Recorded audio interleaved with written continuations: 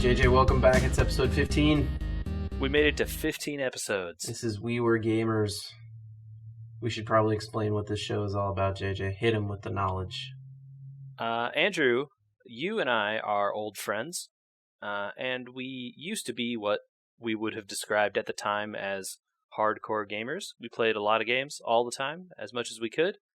And, now that we're older and don't really have time to play games that much anymore, we figured we'd talk about them because we have time for this. Yeah, it's a lot easier to pine over the past and also pine over games you're not playing when you just limit it to an hour. Yeah. Ish. Not last week. No, we did not limit it to an hour last week. That was good, though. That was a fun good episode. Yeah. It was good to go an hour and a half. Well, there's a lot to talk about. Hopefully this podcast goes well and is stable because I am now on Time Warner Cable. Ooh, the switch has been made. We flipped the switch. So there's still TV in the house until the Olympics are over, and then we'll get rid of AT&T after that. But so they're like overlapping? Yeah. So you canceled the internet service, but you kept the TV. No, I just have my entire AT&T thing still currently, and then we'll switch everything off. I'm just going to turn it all off at the same time the minute the Olympics are over and Katie's finished watching everything. Gotcha. That way there's no confusion, no interruption. The TV service doesn't get cut out, and she loses all her recordings because AT&T is dumb or something, Doesn't Time Warner Cable have the Olympics? I mean, it's on at NBC.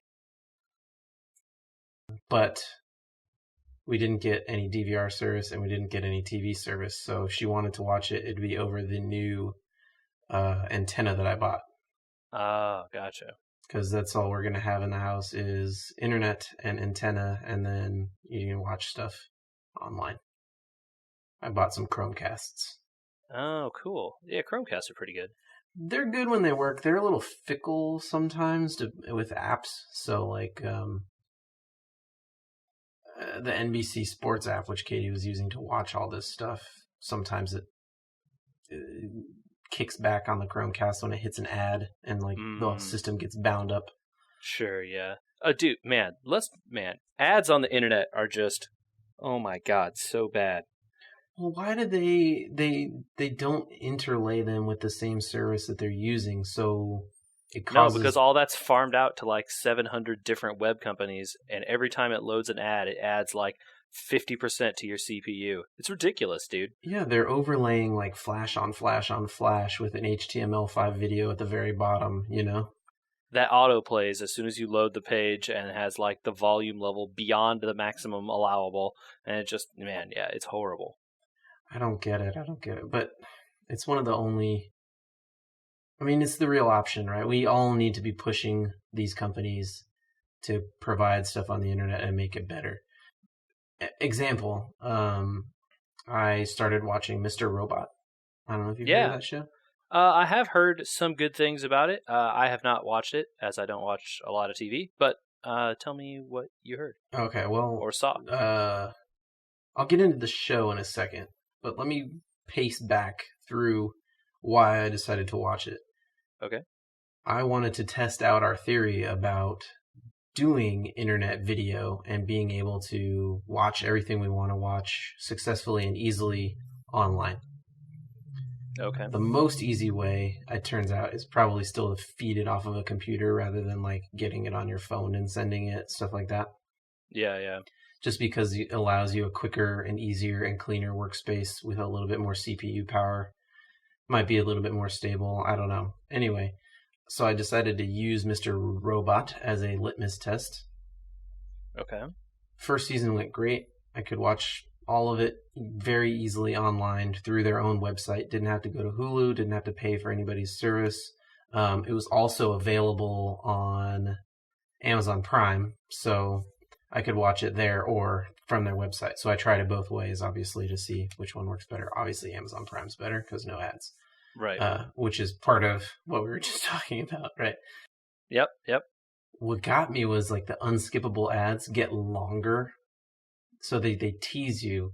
So the first commercial break in the episode where they would hit the commercial break on TV, you get a 30-second ad, and you're like, this is awesome. I only have to watch 30 seconds like 4 times. I want, a minute. No, you And then the don't. second ad break is a minute 9 or like a minute 30.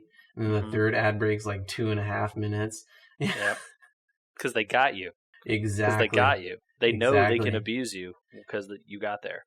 Here's the Yeah, part that that sucks. bothers me the most. Wouldn't bother me at all because I'm watching it on Amazon Prime, and maybe they're forcing the point, and maybe I will just be watching Netflix and Amazon services from now on. But I got to the current season that's on TV, and I watched the first 3 episodes. Fine and dandy. The 4th episode is behind a sign-in wall where you have to have a TV provider login. Yeah, that's pretty common. It is common, I get that, but like, why? Why do they allow these people to have such a stranglehold on media? Is the 4th episode the most recent? No, the most recent is like the 7th episode. Oh, wow. Okay. Well, I'll tell you why it happened. I mean, I think you already know this, but Dollar bills, y'all. that's right. Someone in marketing for this TV show or that channel did a deal, and they decided, hey, we're going to keep these episodes exclusive until XYZ time. Now, you're lucky that the previous season was available at all. I suspect in a lot of shows' cases, you're not able to find the old seasons available for free, unless you're going through someone like Amazon or something. Yeah, I almost count Amazon as free because I'm going to own Prime no matter what. Mm-hmm. In a lot of cases, those Amazon shows aren't free either. Like the older seasons, it's like only the most recent season that'll be free, or like it varies show to show. So yeah, but between Amazon and Netflix, most of the things that are uber popular, they manage to land them. Yeah. Sure, it might be more tough to watch MASH season 3, but yeah, something like Mr. Robot, which is earning Emmys, they want everyone to get hooked on so that they pay for or watch on TV or whatever the most current season. yeah, of course. Yeah, the current popular stuff will be not that tough to find. It's just if you want to find older stuff, it's super dicey. So it raised my ire a little bit to be like, okay, cool, we can do it. They make them available. Oh, wait, they're locked until gosh knows when, potentially not until the end of the season. Possibly, yeah. There's no way to know. It doesn't show on their website like this is unlocked. So, Fox tells you on their website that it is free right away because they do over the air, right? They don't have to worry about TV providers. Mm-hmm. Fox tells you, oh, this will be free or unlocked or whatever the week after, and it's only up for 3 weeks or something like that. That's fine. Whatever. So, I mean, that's the other thing where, like, you could be in the middle of a season, right? And if you want to go back and watch the first episode of that season, it might not be available. It definitely is going to have to adjust our watching habits, and not the worst consequence of which will be maybe we cut out half the shows we're watching. Yeah. I mean, there's a lot of, when you have access to a DVR, you just record everything because you can, right? The space is almost infinite, or it seemed that way when I had one. And it would just be like, oh, yeah, we'll record that. Maybe we'll check it out. And then you end up with a list of 800 programs recording every episode for forever. Yeah, of course. And you're like 6 seasons into something and wondering why you're still watching it because you hate everything about it, Yeah. I was that way with the show Bones for a long time. I watched it for a few seasons in like the early middle, and I thought it was all right. And then that show like is probably still on the air. I don't even know. I believe they're in their final season. Katie still watches it. I quit about 3 seasons ago. I feel like they've been in their final season for the past 10 seasons. Okay, probably fair statement. And I just realized like at some point back when I had the DVR, I was just recording it and like watching these. I'm like, why am I watching this?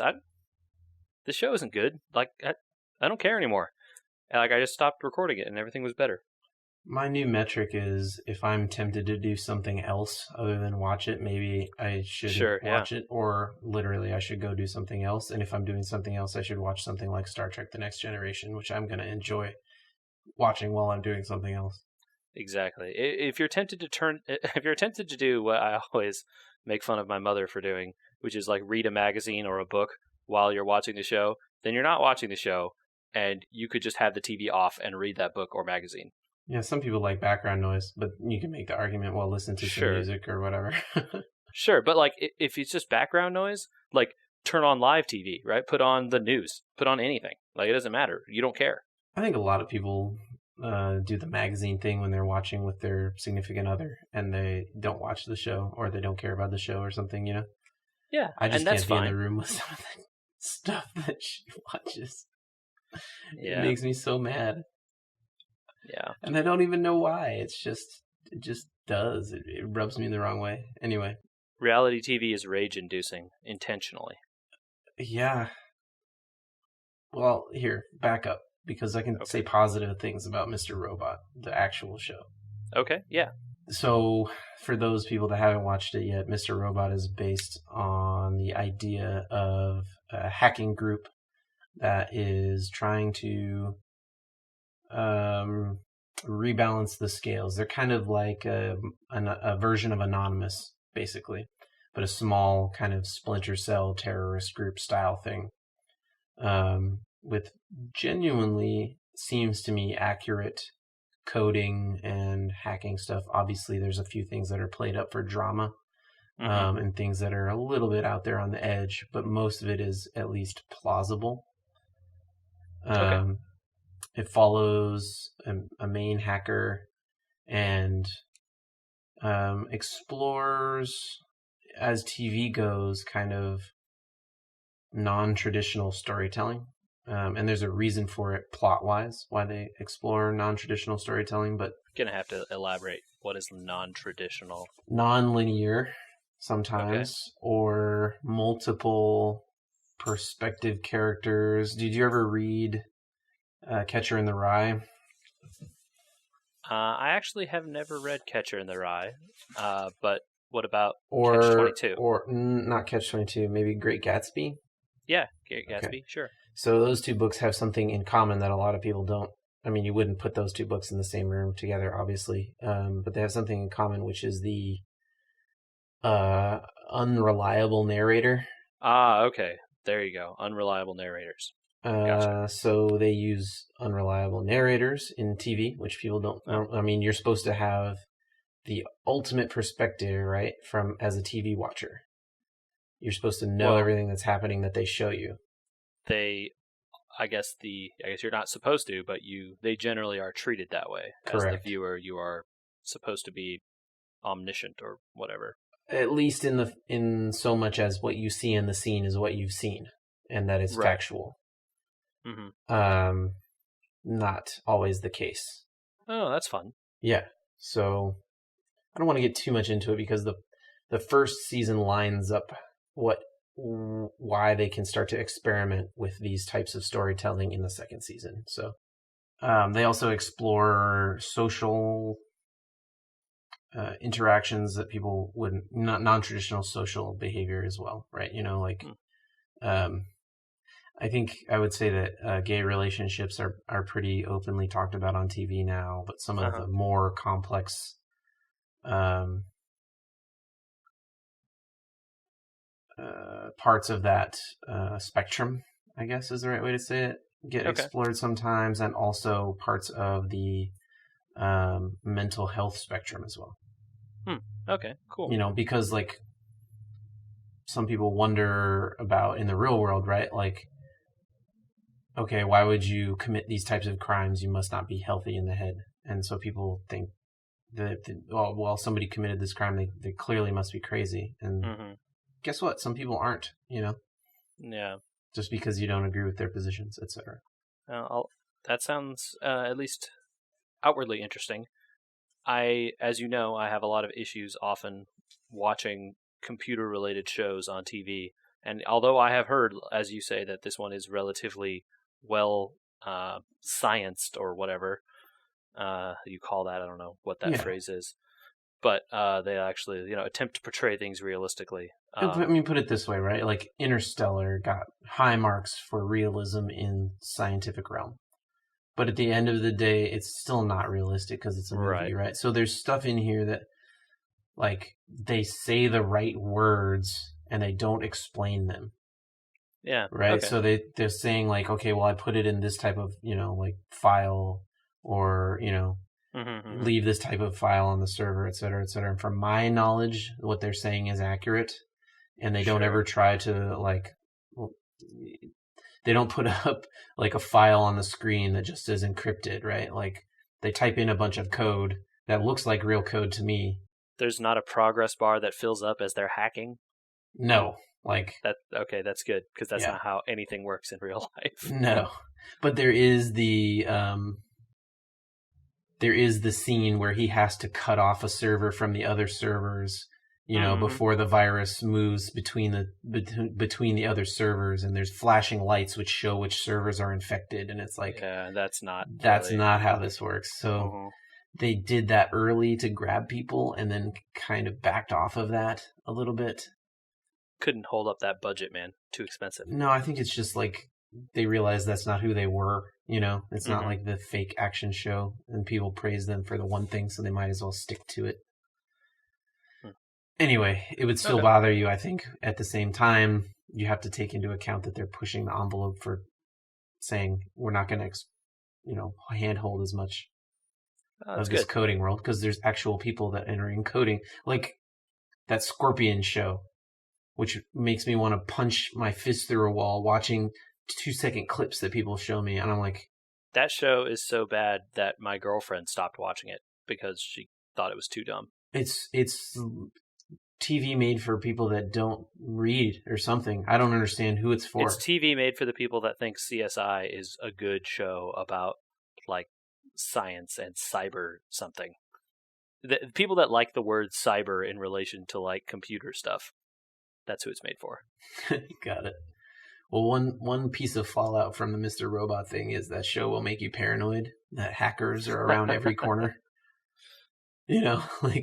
Somebody's going to walk by my house and hack you, crack my Wi-Fi and So when I had the Time Warner guy out here, he came in an unmarked truck because he was the initial installer and just was a subcontractor or whatever. It turns out all of those people for all those companies are. Yeah. But he didn't have a Time Warner truck, so I was kind of like, oh, okay. But they sent me an app or a thing that you could track the person online, so it was obviously the right guy. Right. Anyway, he goes through the entire setup and everything's fine. And we plug in. I bought my own equipment. Good. Because screw renting. Yeah, it's cheaper. It's cheaper, and you get better stuff. Yep. By a long shot. Pro tip to everyone: don't use the modems from your cable companies. Buy your own for like $50. That's 10 times better, and then you don't pay $10 a month or whatever. Yeah. So you pay for it in less than your year contract or whatever. Although if you have AT&T, you're screwed. Yeah, well. So we get to the point where like he's sent in the modem code and they've added it and everything else, and he's like, "Well, where's your router?" And I was like, "Oh, it's plugged in. It's just, don't worry about it. It's fine." And he's like, "Oh, okay, hold on. I have to set it up." I'm like, "No, you don't have to set up my router. It's fine." No, it's fine. I have to set it up. No, don't set up my router. Yeah, please go away. In the back of my head, I'm like, "You hacker son of a bee, get away from my router." The sad part is that someone could drive up to your house and hack your Wi-Fi. It would take virtually no effort, and you would probably never know. Yeah, but he's hooking his phone up to my router to go through the initial setup stuff, and I'm like, yeah. And I'm like, in the back of my head, I'm seeing the Mr. Robot show where his phone is laden with malware that he's installing onto my router. It's got the back doors installed. It's the Trojans. No. Yeah. He's doing it all from his Samsung Galaxy Note S4. Here's an ad inside our TV show. Oh god, that stuff. Man, I hate that stuff about network TV now too. It's so blatant everywhere. It's all of it. It's on Netflix now too. I know, it's all over everything. In House of Cards, they're like, "Hey, come look at this video game. Show you the screen of my iPad." Yeah. I leaned away from the microphone while I was showing the wall my iPad. So probably it sounds really weird. Nah, it sounds alright. But yeah. It's in everything. It's super annoying. I'm probably way more paranoid about hackers. He doesn't care about my Wi-Fi. Nope. It turns out the thing that's stopping people from hacking everyone all the time is that there's nothing of value. It's like, oh, I could hack your Wi-Fi. Or I could just ask you and you'll give me the password. Yeah, sure. Exactly. What were you up to this week, man? I just been going off on TV and my own life-changing moment of getting rid of it. Yeah. Not a whole lot. My desk is now fully standing, so I'm recording this standing up. JJ, how did you not just say my desk is fully operational? The power of this fully operational battle station. It's just a desk. Oh man, did you watch the new Rogue One trailer? Man, that trailer looks cool. I'm excited for that movie to be good. Hopefully, please. Knock on wood. It looks so much better than the first trailer, and it also looks better than Force Awakens. Boom, I said it. Ooh, fighting words. I'm throwing down. Also, please, people, stop saying that a bunch of Bothans died. But they did. No, they didn't. Isn't that what they said in the first movie? No, they said in the third movie they died getting the second Death Star plans. There you go. Yeah. I didn't know that. Yeah. I assumed that she was going to kill a bunch of Bothans to get it. I thought that was going to be a hilarious twist, that she turns out to be like a genocidal murderer. No, so Rogue 2, right? The sequel will be how did they get the other Death Star plans? And then Rogue 3 will be how did they get the third Death Star plans for Force Awakens? And then Rogue 4 will be how did they get the Death Star plans for the third movie of the new trilogy? Oh, God. Please don't let that be true. I guarantee you there's a super weapon in every single movie. They can't not have a super weapon. God. Oh, horrible. Rogue One looks good. Yeah, it does look good. That movie looks good. I really like the actor they got to play what's his name? Admiral Tarkin? He's not an admiral. Moff? Oh, Grand Moff Tarkin? Grand Moff Tarkin, there we go. Struggling to remember the title. Is it actually Grand Moff Tarkin? I thought it was a different dude. It sure as hell looks like him. Like that, he's the gaunt British face, white hair. It looks a lot like him. Okay, is it a spoiler to say things that are in the trailer or no? It's a trailer. Well, I don't know. Is it? Okay. Some people. I don't know. Spoiler if you haven't seen the trailer. This is stupid. Darth Vader? Yeah, man. I think they said he was going to be in the movie, though, right? People knew? It was unconfirmed, but most people probably don't know it's Hayden Christensen. Is it? I didn't know that. He has been seen training with a lightsaber in Hollywood. I was hoping they were just going to retcon that and just say it was James Earl Jones. Dude, they didn't retcon midichlorians. They just said we won't talk about him anymore. God. Oh, kill me now. That'll be fine. Somebody else will be doing his voice anyway. Yeah, as long as they do that, I'm okay with it. They have to. It has to sound like James Earl Jones. You know how many people would pitch... He's literally dead, right? pitch the... James Earl Jones is alive. He is? Okay. Is he just going to do the voice? Because why would it sound like him? Why not just be him? Unless he's just too old to do it. I would assume they would get him. Yeah. Okay. I mean, it's Disney money, dude. Just throw it at people. Yeah, they got that money. It's not like this movie isn't going to make $1 godillion. This movie's going to make $1 billion, dude. How many bank vaults do you want, James Earl Jones? Yeah. Just tell me. Yeah, they got it. But yeah, it looks really cool. There was like more actually going on in that movie than I guess I thought from the initial trailer. I'm hoping that in the first trailer they showed every piece of her being snarky. Mm-hmm. And then in the second trailer they didn't show any of them. And that when the movie comes together, it's balanced like the two trailers put together. And therefore it's not like just all like, I'm a snarky criminal girl. I mean, I want her to be pretty cool because she looks pretty cool. Yeah. What you want is her to be the Han Solo character, right? Although they added a Han Solo. And has like a gruff, kind of jokey demeanor sometimes, but is also a cool person. It looks like they added 2 Han Solos, though. They got her and the dude that's going with her. I don't know his name. Yeah, I don't know either. Anyway. We'll see. I'm excited for it. Yeah. Is your desk is up and down motioning with a computer on it now? Yeah. Well, no, actually the computer's on the ground. Because the thing that was supposed to attach it to the bottom of the desk has been back ordered. Apparently, and they didn't bother to inform me about this, so when their shipping window closed, I called them. I'm like, what's this about? I paid for this. Where's this thing? And they're like, let me check on that for you. Typity, type. Silence. More typing. More typing. Furious typing.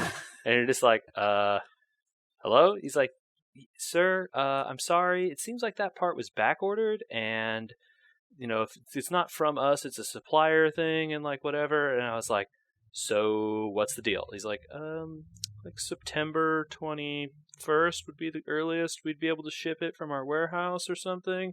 I'm like, oh, okay. Well, how about you refund me all that money, and I'm just going to buy a $2 cable and make the cables longer so that I can stand up with it. He's like, oh, well, we could something, and it's like, no, that's fine, thank you, we're done here.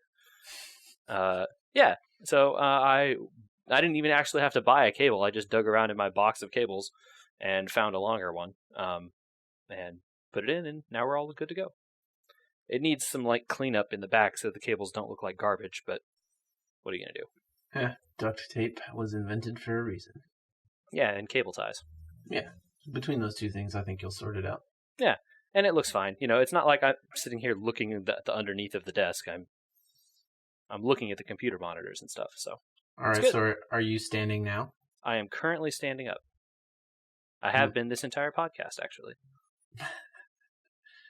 One would hope that it hasn't been moving up and down during the podcast. No. Thus far, it has not moved unless I've told it to move. So that's good. I think that's the bare minimum of how it should work. You have one job. Stay still in some position.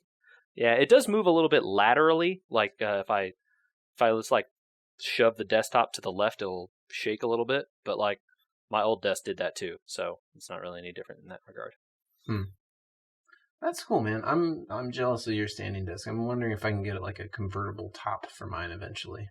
Yeah, those convertibles are actually not that expensive. And I mean, this whole desk was not a ton of money if you got like the base version of it. Like this. I'm keeping my desk. With the amount of sweat equity that has gone into it between myself and a few other people that have moved it around this house. Mm-hmm. This gigantic metal tanker desk is staying here. Okay. It was more that my other desk was small, and this desk is much bigger, and it's so nice to have room for things like my arms. Or like my knees, mostly. Yeah. Nice. Cool, man. Yeah, it's pretty great. Well, other than trying to work furiously this past weekend on my office space, putting in the reclaimed wood and all that sort of stuff. How's that going, by the way? Measuring and cutting.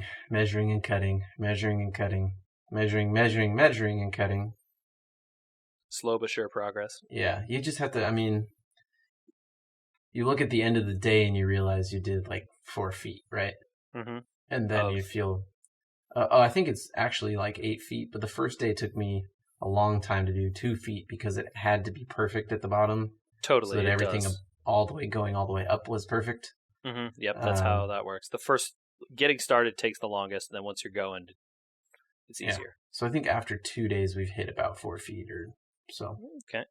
That's doing pretty good. Yeah, that's okay. Obviously wish I could make more progress, but it's not easy going when you have a little one running around too you can't do it around them. Obviously there's a nail gun. Totally. Yeah, not safe. Yeah, very not safe. So eventually it'll be done, but it's moving. Cool. I'm excited to see some pictures when you I'm sure I'll Instagram it once it's done. There you go. Instagram, we were gamers. Yeah, there you go, people. There will be another picture there eventually. Yeah. We'll find stuff to take pictures of. I can't believe I did it, but between the internet and everything else going on and working on the office, I squeezed in this week, JJ, and without burning out like you thought, I squeezed in 11 levels in Overwatch and my placement matches.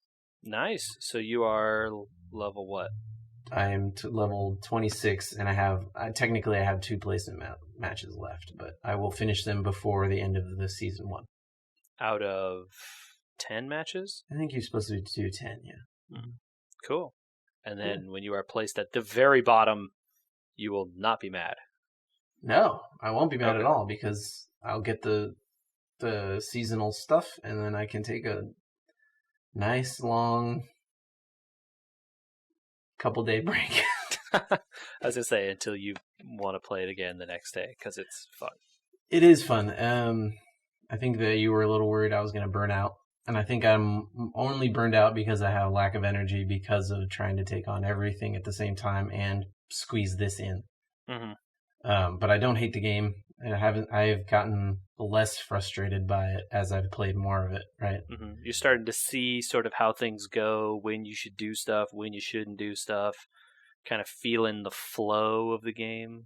I would say I definitely know the maps better, and I definitely know how to get through choke points better. Yep. And my play with the 5 or 6 characters that I use has gotten better in a week. And it's shocking to think back and be like, okay, yeah, I definitely was worse at this a week ago. Yeah, but totally. At the same time, I think part of it is just realizing it's not Hearthstone. We're not losing because it's my fault all the time. Yeah, I mean, it's a team game. So it's a lot easier to just write off the match and just be like, whatever, we lost. Yeah, true. I'll definitely need to take it back a tiny bit. Maybe take it every other day or something once done. But I don't know. Did they say they said they were gonna change some stuff in season 2? But I didn't hear if you have to redo the placement matches. I mean, of course, I'm sure they will make you redo them.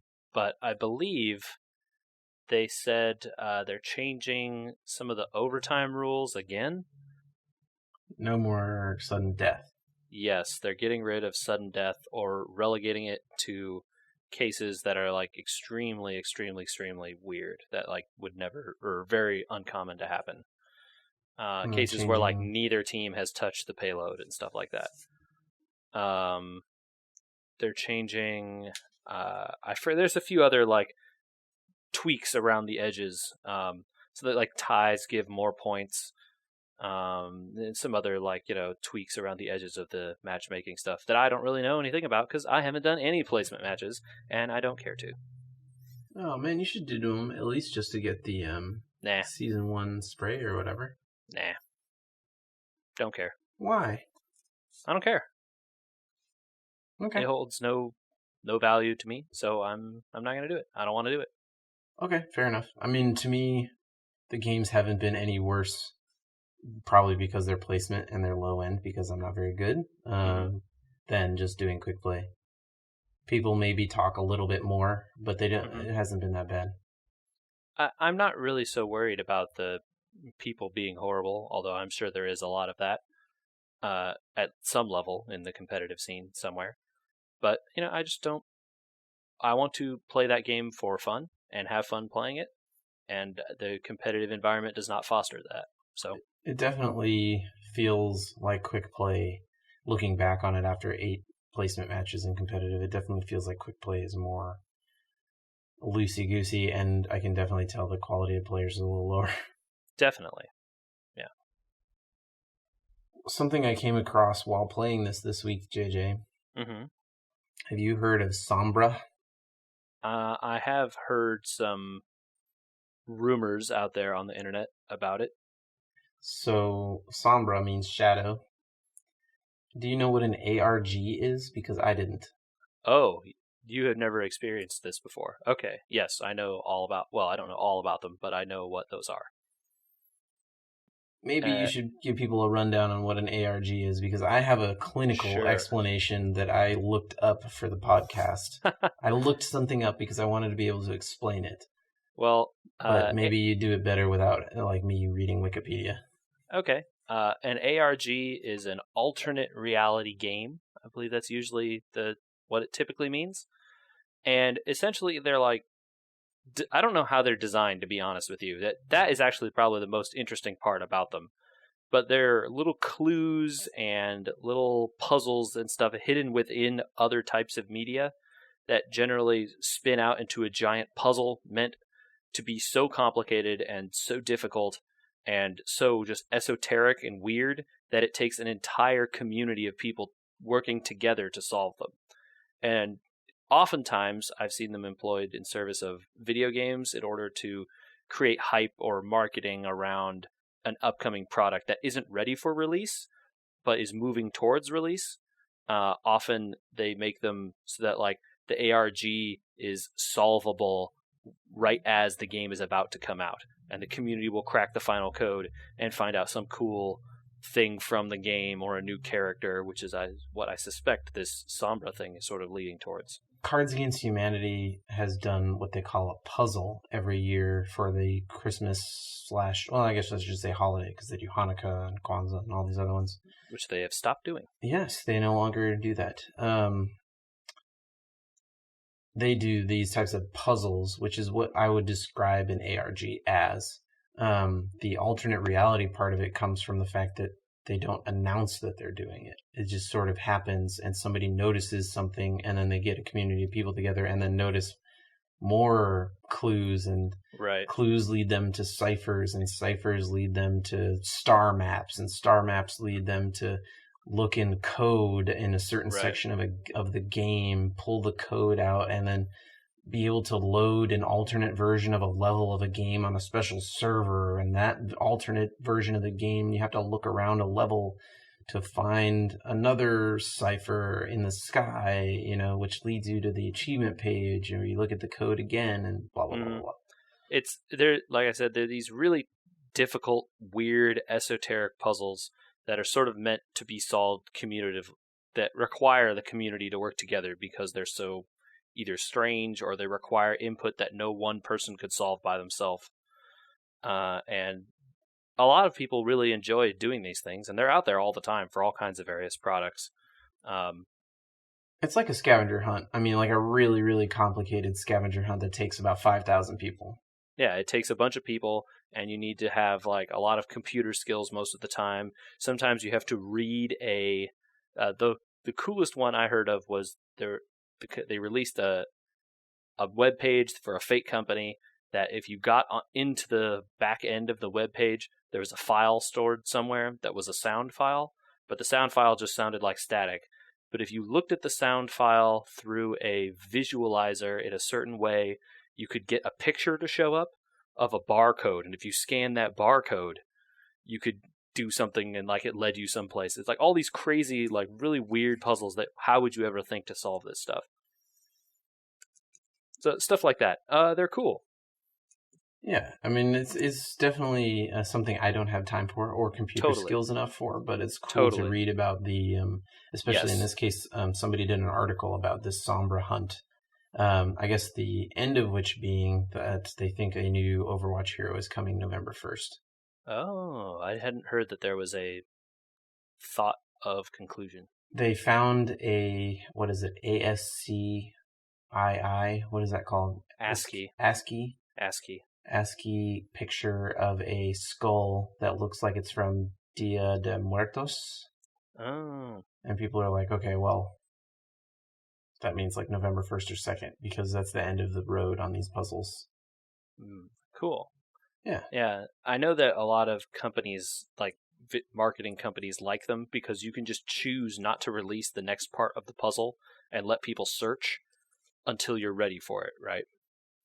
Well, the weird part about it to me, and this is the part that I don't quite understand, there must be people just out there looking for these things in popular media, because no one seems to really announce that they're doing it. Maybe they drop a hint or two in a video, or there's but some of these things are literally like, okay, well, in Jeff Kaplan's last developer video, there was one frame of static.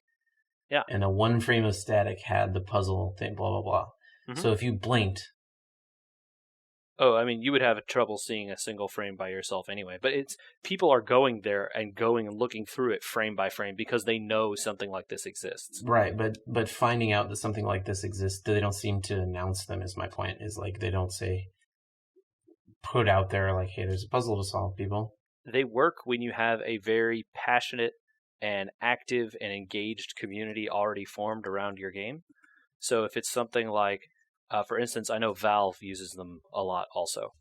They often have put out some of these A.R.Gs around some of their sales, or they've put out them in regards to their new product releases, like Portal 2 had one. And they put them out in these because they know there are a lot of people that are very passionate and interested in Valve and their games and will analyze to death anything they put out in terms of promotional material. So they can embed this stuff in that affects literally, like one frame is invisible, right? If you're watching a video that has one frame that's static, no one can see that. But the people that are looking for it, it'll be something that'll keep them engaged and interested and checking for updates on the thing. It's a really smart marketing tactic in that way. Do you really need to grab those people, though? They're already engaged. They're already interested. But it keeps them doing stuff, right? It keeps them talking about your game. And then at the end of it, hey, maybe you get a cool article written up on a website about that people find interesting, following this crazy rabbit hole of cool things that they did. It definitely was fun reading, so I agree with that point. Yeah. Well, a minute ago I said there's other stuff that I was trying to squeeze in. You know, Overwatch between all the chores and everything else and all the housework. The other thing we had to do this week was Hearthstone, dude. Oh, man. Andrew, I had so much fun doing the first wing of Karazhan. I thought that chess thing was going to annoy me. And then I ended, because I read the rules on it and how it worked. And then I ended up playing it like 3 times. Oh, wow. Did you do the heroic one also? I actually, with the Hearthstone adventures, unless there's a huge amount of downtime, which there usually isn't around here, I wait until the entire adventure's over and I have some downtime, and then I start plinking away at the heroics without reading anything about them. Okay. Well, it's just sort of a thing that I can do later, right? They don't remove the heroic reward ever. I've got access to that adventure forever because I purchased it, so I can do those whenever, and it's a nice distraction when I don't want to ladder. I don't want to play, Tetris on my phone or what, it's a nice thing to do on your phone where you don't have to worry about your cell reception or whatever. Gotcha. Well, I can tell you that I did do the heroics because I had so much fun doing them the original time, and I didn't feel like they were that challenging. The chess event was a little interesting, I thought, or the chess game was a little bit is cool mechanics, right? You thought, at least in those cards, they do stuff that's really different from the rest of Hearthstone. Oh yeah, it reminded me more of like the Warlord. Yeah, a little bit, Kinda. Right? Yeah. No dice rolls though. That must have been nice. Oh, it felt so good. I had no 50%ers. Yeah, I will go ahead and tell you just this because I don't want to ruin your inexposure to the heroic mode. The heroic chess game is really tough. They tuned that one real tight. There's some fundamental things you have to understand about how the interactions go on in that fight. Otherwise, you are never going to win. Yeah, you could kind of wing it. Yeah. In the base version, so I'm not surprised that it gets much harder in the other version. Because at a certain point in the base games, as the games went on, like you got to maybe 5 or 6 turns from the end, you could literally just start throwing your minions down. It didn't matter your placements at all. You were going to win. Totally. As long as you made sure you had 2 wingers that were always hitting his face. Right. And do you want me to tell you anything about it, or no? Do you want to keep a surprise? I don't know. Do you think people would find it interesting? If they don't play Hearthstone, maybe not. All right, we'll move on. But yeah, I really, really enjoyed that first wing. I thought all of the bosses were cool, in sort of their own interesting way. The second one, the one where you're getting copies of your own guys, is really fun. Also, that guy. I'm trying to picture. Is there a specific comedian that guy is modeled after? The Mirror? I don't know. I wasn't paying attention. His voice lines sound a lot like, some kind of like lounge lizard comedian guy. No, you. That kind of stuff. My guess would be that one. I can't remember his name. Or something? No, not Rodney Dangerfield. And I'm not going to do research in the middle of the podcast because no, you shouldn't. But he's been on Stargate at least once. I can't remember his name. He's got kind of a, what do you call that? The Captain Picard hair. Yeah. Oh, I know what you're talking about, like the sort of the crown there. Yeah. He's got one of those. He's a heavier set guy. I can picture him in my head. I'll put a picture of him up when we finish the podcast. Anyway, I thought that fight is really cool. That's a really fun one in heroic also. But there's a couple of pretty good ways to cheese it, which is if you think about it, once you see the heroic hero power, you're like, oh, okay, yeah. Heroic or all the Hearthstone adventures are wild format. That's important to remember. Yes, and it's quite enjoyable actually. For that it can be wild because you can totally break it. Yeah, there's some cards out there that you can make some of those encounters ridiculously easy if they work. Not all of them work, but some of them do, and it's pretty funny. Nice. So, yeah, had a pretty good time. Any favorites from those ones? Did you enjoy playing as the prologue mission as Medivh? No, I did No, not. really. That was probably one of my most fun ones. Okay, I only played it once. Because and it's really easy. It was not easy. Did you just not? I didn't draw any of the acolytes until the last 5 cards in my deck. Okay. So it was the end of the game was me acolyting and literally recycling one spell into my deck and then hitting Medivh's hero power, taking damage, and then playing that one spell again and again and again, and cycling that one through my deck and taking damage and hoping that I could kill it. Well, that's very unfortunate. That is a really cool fight. One that I should do again. Yes, you should. You could just... the heroic mode is really tough because the enemy starts with 120 health, 60 health and 60 armor, and you have just 30. And his deck is 60 cards and yours is 30. So it's that game goes long, we'll say. Yeah, but if you draw well, your deck is infinite and you can outgain him on armor for sure. Well, that's what you have to do if you want to win. But then you want to make sure you're copying the good spells and not the bad ones. Anyway, it was a really fun encounter. I really liked it. So that was probably the most fun, just because you get to show how much better of a mage Medivh is than every other mage. It's like his hero power is like ridiculously overpowered, right? Yeah. It's like every spell in his deck is just like insanely broken. Yeah, it's a cool flavor for him to be that much better, right? Yeah, exactly. You're like, oh, this is how cool he was. He just plays a spell and all his cards are free. You're like, woo, party. Yeah, that was really fun. So I hope the one that comes out this week is also good. I'm excited. I was saying it this last time we talked about it, and I'll say it every time. I think adventures are my favorite part of that game.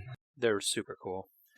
I think the thing that, looking back on us playing CCGs and TCGs, and I kind of want to get into living card games, but I don't know that Katie would enjoy them very much. Mm-hmm. Although she might enjoy the Lord of the Rings one since it's cooperative. The best part about that stuff was like learning the new cards and playing your friends. Yep.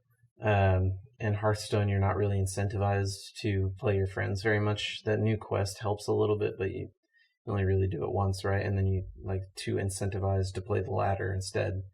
Mm-hmm. So Adventures really took the same feeling of experiencing the game with your friends.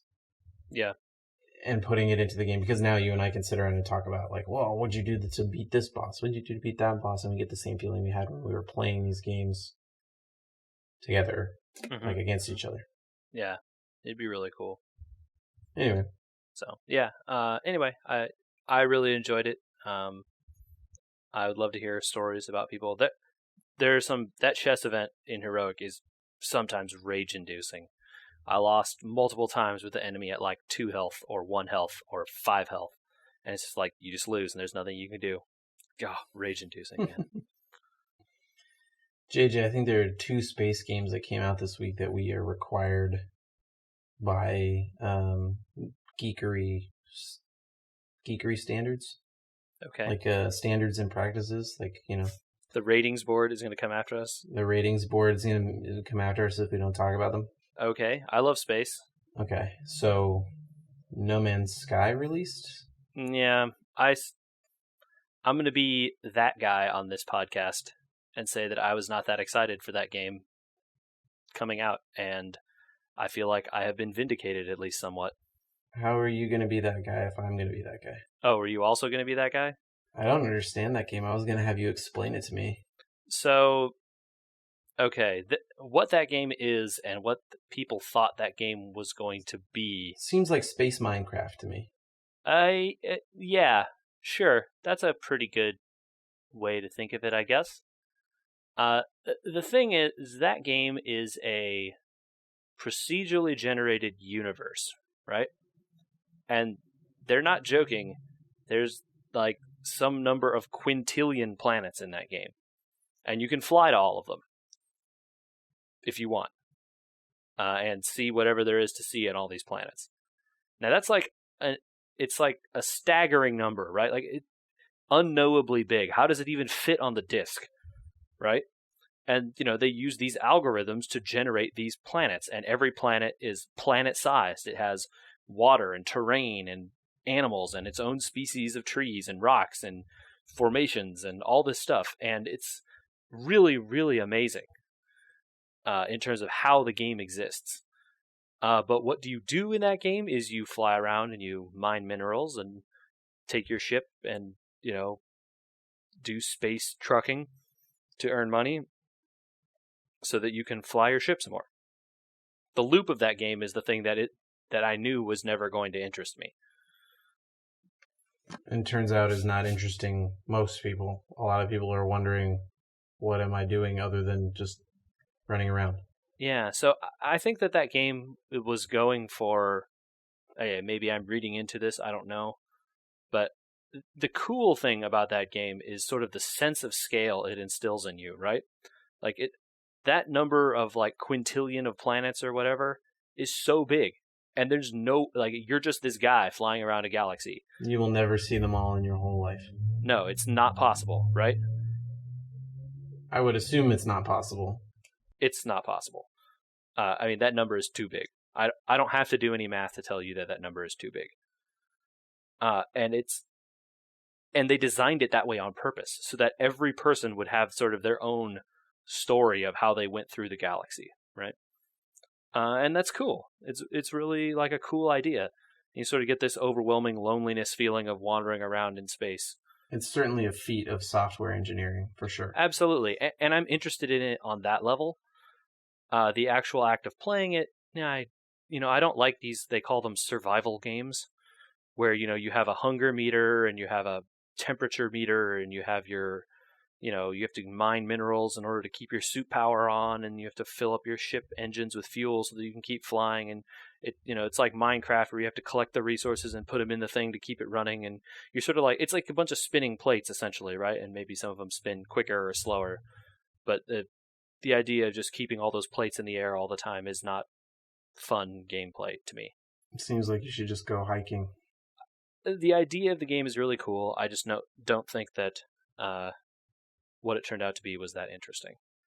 The issue that I think the reason a lot of people are having this reaction was the way the game was marketed was this sort of vast, infinite world. And like, if you look at the trailers and stuff they've shown, like all of these worlds look amazing, right? They have like dinosaurs and giant palm trees and beautiful vistas. But then when you get there, like, in the real game, because the animals are procedurally generated, they're not like handcrafted dinosaurs, right? You get this animal with hooves and like impossible necks, and like it's a cool alien, but like it does not look cool like wandering around in a land filled with dinosaurs does. Gotcha. Well, it's sort of, they promised people like this crazy, amazing universe, and then you get there and you're like, well, all right, it is still an amazing universe, but it's maybe not as cool as it looked before. It's kind of like how Spore played out. Yes, actually, there's a lot of analogies to Spore here. And it's sort of a lot like people were, building this game up more than what the game was ever going to be. And I think, people just kind of overhyped themselves and weren't realistic. Okay, so No Man's Sky equals Spore without fun, inventive creature creation. Yeah, all the creature creation was done before time, and you just get to see the results. I didn't think both of us were going to be that guy. Yeah. Just complete non-interest. But there's just so much hype about it right now on the internet, and some of it not being hype, some of it being complaints. And I think there is legitimately cool stuff to see in that game, probably. I just don't have any interest in paying money to find them out. Sure, yeah. There's another space game. I like space games. You know what else I know for a fact you like, and I get to be that guy about because I don't understand it? Okay. I know you like Cookie Clicker. I do like Cookie Clicker. Do you want to play Cookie Clicker in space?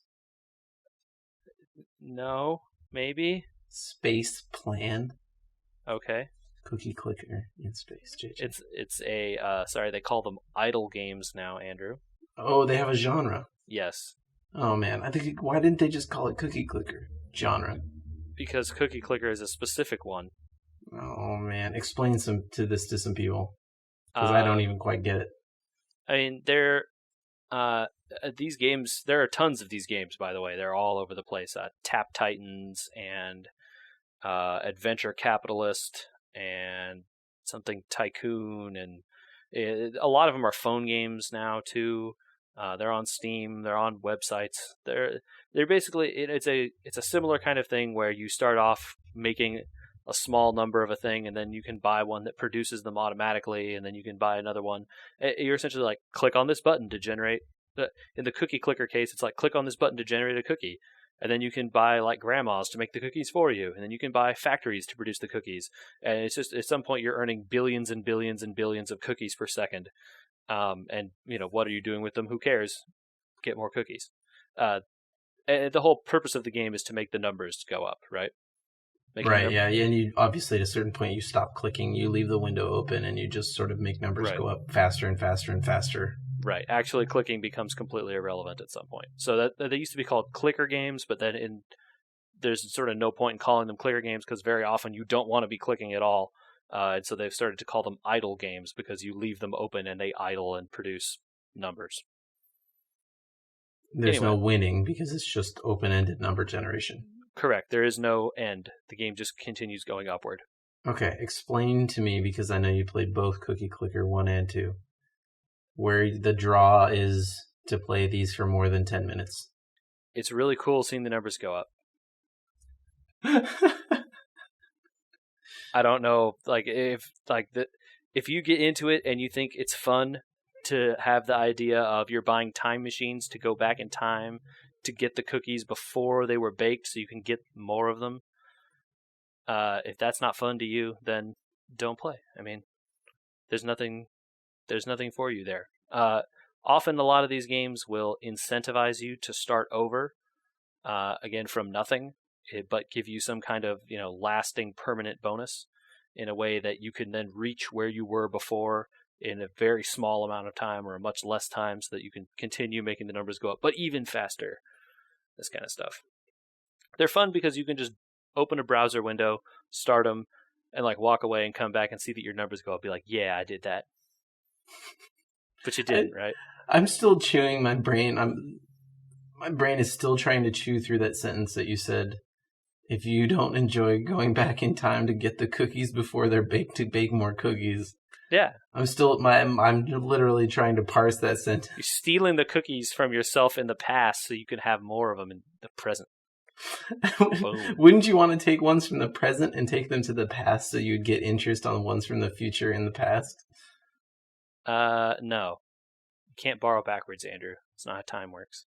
Well, if you borrowed forward, then they wouldn't have the cookies to have generated the cookies that you're now generating in the future. Don't worry about it, dude. The science isn't that important. The point is you got more cookies. At some point in that game, you're condensing cookies out of antimatter. It's like pretty ridiculous. Well, for those interested, Cookie Clicker 2 or Space Plan. Okay. All right. You got anything else? I need to get 2 more placement matches in Overwatch before they kill this season. When does the season end, by the way? Do you know? It's like middle of the day on the 17th. That's really random. I think they wanted to end it before they left for work, to go home from work. Okay. Yeah, sure. It's like, let's shut this down overnight, go home, deal with it tomorrow. Screw it. All right. Well, no, I don't think I have anything else important to talk about. So let's go maybe see if we can get you some wins. That would be good. I think I'm like 2-6. All right. Well, maybe we can get you to 3-7 before the end. JJ, where can people try and find out your social security number? They could try and, I guess, find it at podcast@weweregamers.com, which is an email address that you could send email to if you wanted us to read it and sometimes talk about it. They could look us up on Facebook, where we are We Were Gamers. They could look at our Twitter, which is @WeWereGamers, or follow us on Instagram, as we mentioned earlier, which is also We Were Gamers. Yeah, those are really good ways to attempt to find, and I assume completely fail at finding our social security numbers. One hopes. Yeah. But also, you could, if you wanted to have a better chance, you could leave us a 5-star review on iTunes. There you go. Yeah, so there you go. I'm not saying that there's a chance. I'm just saying there's a better chance than if you do that other stuff. Do both, who knows? Yeah, you're multiplying by 0. So if you feel better about multiplying a bigger number by 0, Andrew, go for it. Don't scam the people. Come on. Don't let them in on the trick. Don't let them in behind the scenes of how Cookie Clicker works. I know, right? The numbers keep going up, people. Trust me. I think the last time I played Cookie Clicker, I had some No, it was more than quadrillion. I was in like septillion or octillion or something like that. I don't know, but this podcast has made me really hungry, so I'm going to go eat something. All right, Andrew.